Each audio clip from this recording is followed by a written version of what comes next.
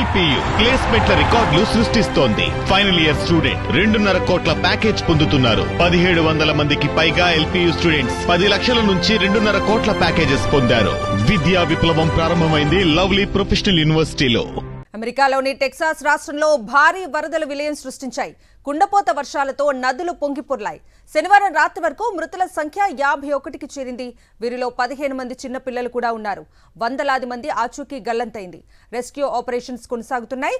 వరదల్లో 32 కిలోమీటర్లు కొట్టుకుపోయిన ఒక 22 ఏళ్ల యువతి మృత్యుంజయురాలిగా నిలిచింది. టెక్సాస్లో కొద్ది రోజులుగా కురుస్తున్న భారీ వర్షాలు పెను విపత్తు సృష్టించాయి. ఏకదాటిగా కురుస్తున్న వర్షాలు భారీ వరదలకు కారణమయ్యాయి.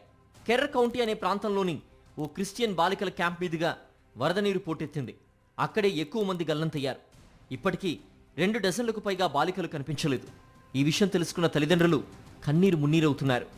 మిగతా వారిని రక్షణ బృందాలు సురక్షిత ప్రాంతాలకు తరలించాయి. టెక్సాస్ వరదలు భారీ నష్టాన్ని మిగిల్చాయి. ఓ 27 ఏళ్ల యువకుడు ట్రైలర్ హౌస్లో చిక్కుకున్న తన కుటుంబాన్ని రక్షించేందుకు కిటికీ పగలగొట్టాడు. కానీ తను ప్రాణాలు కోల్పోయాడు.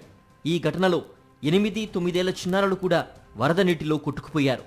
కెర్ కౌంటీలో వరద బీభత్సం తీవ్రంగా ఉంది. నిరంతరాయంగా రెస్క్యూ ఆపరేషన్లు కొనసాగుతున్నా ఇప్పటి వరకు 43 మంది మృతి చెందారు. ట్రావిస్ కౌంటీలో 4 మృతి చెందగా 13 మంది గల్లంతయ్యారు. బర్నెట్ కౌంటీలో 3 మృతి చెందగా కెండాల్ కౌంటీలో 1 చనిపోయారు. ప్రకృతి అందాలకు ప్రసిద్ధి చెందిన హిల్ కంట్రీ వరదలతో మృత్యుపాసంగా మారింది. మునిగిపోయిన ఇల్లు, ధ్వంసమైన రోడ్లతో అక్కడ దయనీయమైన దృశ్యాలు కనిపిస్తున్నాయి. టెక్సాస్ వరదల్లో ఓ అద్భుతం జరిగింది. 22 ఏళ్ల యువతి 32 కిలోమీటర్ల దూరం వరదల్లో కొట్టుకుపోయింది. సమయస్ఫూర్తితో ఓ చెట్టుపైకి ఎక్కి ప్రాణాలు కాపాడుకుంది.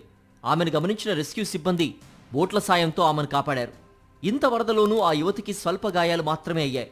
ఇదే ఘటనలో ఆమె కుటుంబానికి చెందిన 5 గల్లంతయ్యారు. ఇప్పటికీ వందలాది మంది కనిపించడం లేదు. కనిపించకుండా పోయిన చిన్నారుల కోసం తల్లిదండ్రులు గుండెల విసేలా విలపిస్తున్నారు.